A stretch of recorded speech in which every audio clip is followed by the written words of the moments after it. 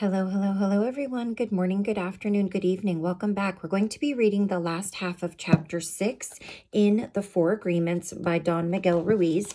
And Chapter 6, we're talking about breaking the agreements, the original 4 agreements that we made in the way that we were raised and in the ways that we were taught, the domestication of human beings.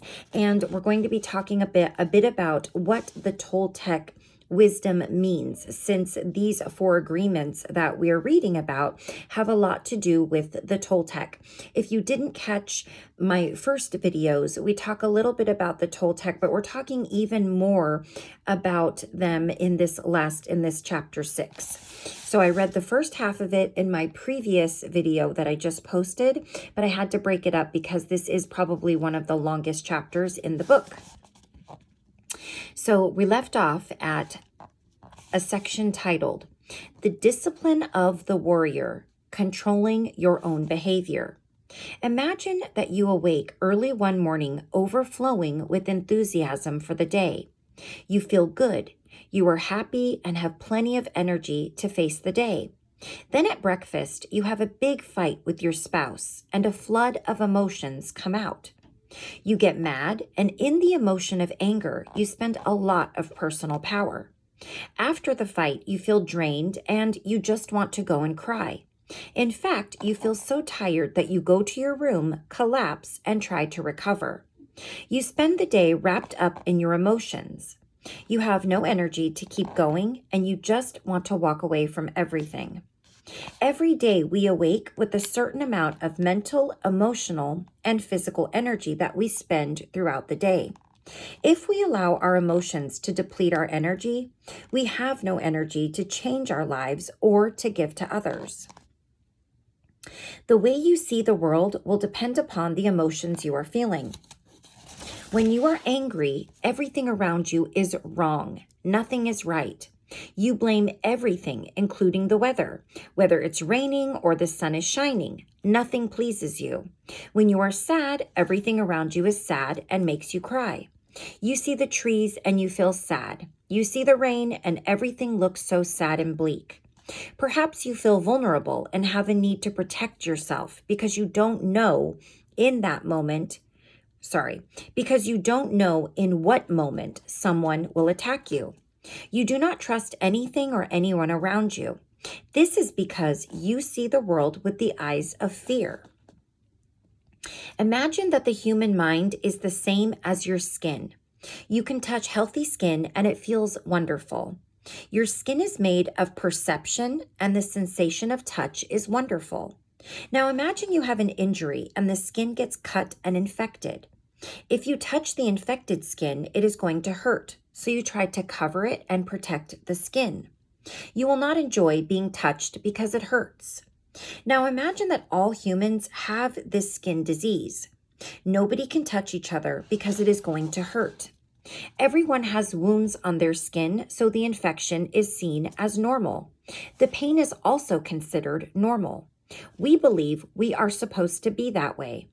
Can you imagine how we would behave with each other if all the humans in the world had this skin disease? Of course, we would hardly ever hug each other because it would be too painful. So we would need to create a lot of distance between us. The human mind is exactly like this description of infected skin. Every human has an emotional body completely covered with infected wounds. Each wound is infected with emotional poison. The poison of all the emotions that makes us suffer, such as hate, anger, envy, and sadness. An action of injustice opens a wound in the mind, and we react with emotional poison because of the concepts and beliefs we have about injustice and what is fair. The mind is so wounded and full of poison by the process of domestication that everyone describes the wounded mind as normal. This is considered normal, but I can tell you it is not normal. Sorry, my hair was stuck under my arm. We have a dysfunctional dream of the planet, and humans are mentally sick with the disease called fear. The symptoms of the disease are all the emotions that make humans suffer: anger, hate, sadness, envy, and betrayal. When the fear is too great, the reasoning mind begins to fail, and we call this mental illness. Psychotic behavior occurs when the mind is so frightened and the wounds so painful that it seems better to break contact with the outside world. If we can see our state of mind as a disease, we find there is a cure. We don't have to suffer any longer. First, we need the truth to open the emotional wounds, take the poison out, and heal the wounds completely.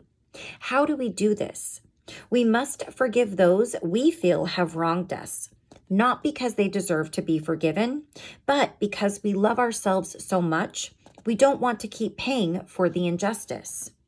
Forgiveness is the only way to heal. We can choose to forgive because we feel compassion for ourselves.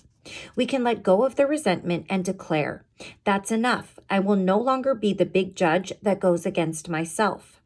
I will no longer beat myself up and abuse myself. I will no longer be the victim." First, we need to forgive our parents, our brothers, our sisters, our friends, and God. Once you forgive yourself, the self-rejection in your mind is over. Self-acceptance begins, and the self-love will grow so strong that you will finally accept yourself just the way you are. That's the beginning of the free human. Forgiveness is the key. I read a really fantastic book on forgiveness. If you haven't checked that out, I think it's called The Sacred Art of Forgiveness, either that or The Sacred Act of Forgiveness. It was literally a step-by-step guide on how to forgive. And the biggest takeaway that I got from that book is that forgiveness is not for the other person. You don't even need to tell that person you forgive them. You can forgive them in your heart and in your thoughts. And that's really all that matters. It is ultimately a selfish act because it is helping you to heal. It is helping your physical health, your mental, and your spiritual health. So if you're holding on to things and if you're having trouble finding that forgiveness, and I realize that for some people it might be easier than others for varying reasons, just depending on what it is that you're forgiving, the wrong that you felt was done to you, the trauma, if it's a child of yours that was hurt, or a loved one, or yourself very deeply, that can be extremely difficult. But I highly suggest checking that book out because at the end of the day, forgiveness is the key. Forgiveness and love for yourself and love for all others.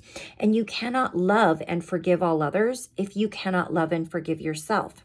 That's a really big thing. So yeah, if you haven't checked that book out, I highly recommend it. Sorry, I'm just changing my view here because the lighting is not so great. I can't turn on my top light here because it keeps beaming a ray of light right through my face, regardless of the angle. So my lighting is darker again, and I do apologize if that's off-putting. Hopefully that doesn't matter to you so much as just the content that you're listening to. Okay. You will know you have forgiven someone when you see them and you no longer have an emotional reaction. You will hear the name of the person and you will have no emotional reaction. When someone can touch what used to be a wound and it no longer hurts you, then you know you have truly forgiven. The truth is like a scalpel. The truth is painful because it opens all of the wounds which are covered by lies so that we can be healed. These lies are what we call the denial system. It's a good thing we have the denial system because it allows us to cover our wounds and still function. But once we no longer have any wounds or any poison, we don't need to lie anymore. We don't need the denial system because a healthy mind, like healthy skin, can be touched without hurting. It's pleasurable for the mind to be touched when it is clean. The problem with most people is that they lose control of their emotions. It is the emotions that control the behavior of the human, not the human who controls the emotions. When we lose control, we say things that we don't want to say and do things that we don't want to do. That is why it is so important to be impeccable with our word and to become a spiritual warrior. We must learn to control the emotions so we have enough personal power to change our fear-based agreements, escape from hell, and create our own personal heaven. How are we to become a warrior? There are certain characteristics of the warrior that are nearly the same around the world. The warrior has awareness. That's very important. We are aware that we are at war, and the war in our minds requires discipline. Not the discipline of a soldier, but the discipline of a warrior. Not the discipline from the outside to tell us what to do and what not to do, but the discipline to be ourselves no matter what. The warrior has control. Not control over another human, but control over one's own emotions, control over one's own self. It is when we lose control that we repress the emotions, not when we are in control.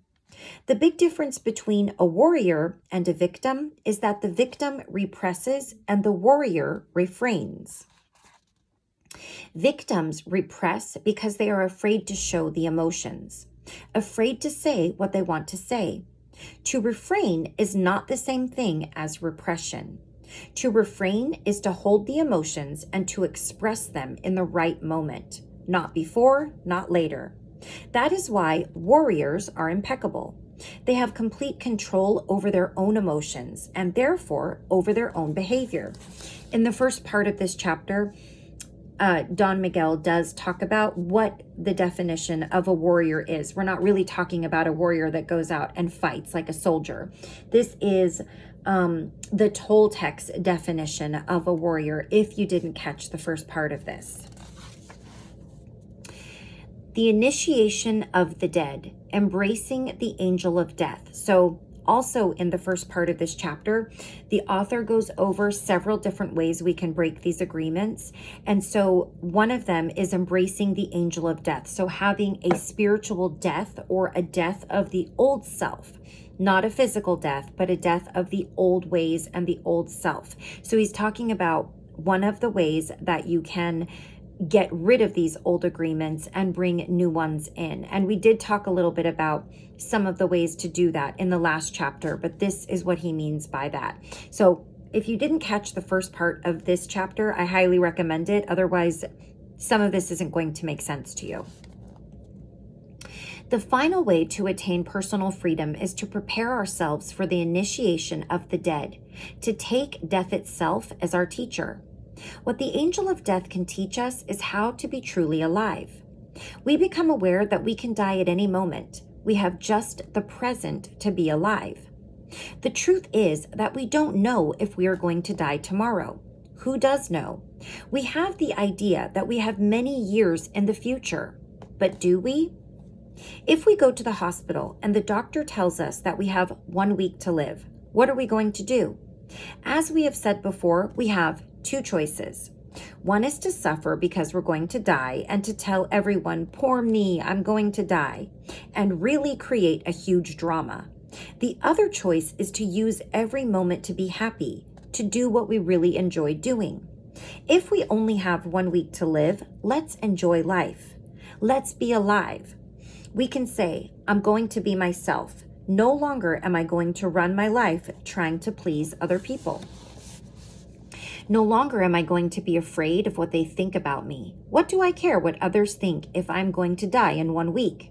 I'm going to be myself. The angel of death can teach us to live every day as if it is the last day of our lives, as if there may be no tomorrow. We can begin each day by saying, I am awake. I see the sun. I am going to give my gratitude to the sun and to everything and everyone because I am still alive. 1 more day to be myself. That is the way I see life. That is what the angel of death taught me. To be completely open, to know that there is nothing to be afraid of. And of course, I treat the people I love with love because this may be the last day that I can tell them how much I love them. I don't know if I'm going to see them again, so I don't want to fight with them. What if I had a big fight with someone I loved and I told them I threw all of these emotional poisons that I have against them and they died tomorrow? Oops. Oh my God. The judge will get me so bad and I will feel so guilty for everything that I said. I will even feel guilty for not telling a person how much I love them. The love that makes me happy is the love that I can share with the people that I love.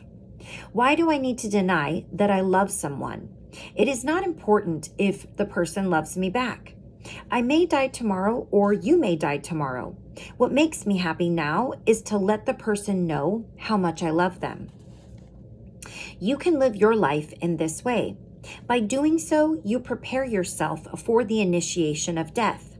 What is going to happen in the initiation of death is that the old dream that you have in your mind is going to die forever. Yes, you are going to have memories of the parasite or of the judge, the victim, and what you used to believe, but the parasite will be dead. That is what is going to die in the initiation of death, the parasite. It is not easy to go for the initiation of death because the judge and the victim will fight with everything they have. They don't want to die, and we feel we are the ones who are going to die, and we are afraid of this death. When we live in the dream of the planet, it is as if we are dead. Whoever survives the initiation of the dead receives the most wonderful gift, the resurrection. To receive the resurrection is to arise from the dead, to be alive, to be ourselves again. The resurrection is to be like a child, to be wild and free, but with a difference. The difference is that we have freedom with wisdom instead of innocence. We're able to break our domestication, become free again, and heal our mind. We surrender to the angel of death, knowing that the parasite will die and we will still be alive with a healthy mind and perfect reason. Then we are free to use our own mind and run our own life. That is what, in the Toltec way, the angel of death teaches us.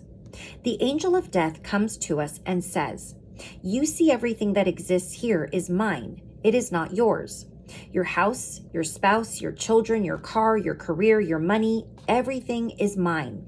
And I take it away when I want to, but for now, you can use it." If we surrender to the angel of death, we will be happy forever and ever.